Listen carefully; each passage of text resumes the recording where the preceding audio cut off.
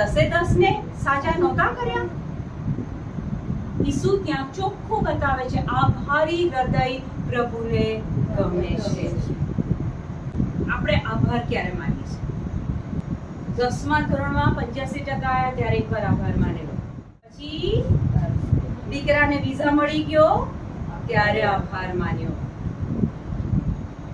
આપણે માનવ જાત જો કંઈ મળે તો જ આભાર માનીએ છીએ.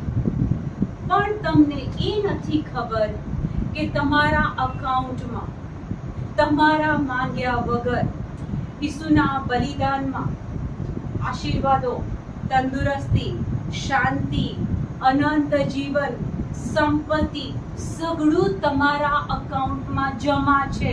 તમે જેટલું થેન્ક્સગિવિંગ બોલશો એ અકાઉન્ટમાંથી એક પછી એક તમે અનુભવ કરશો.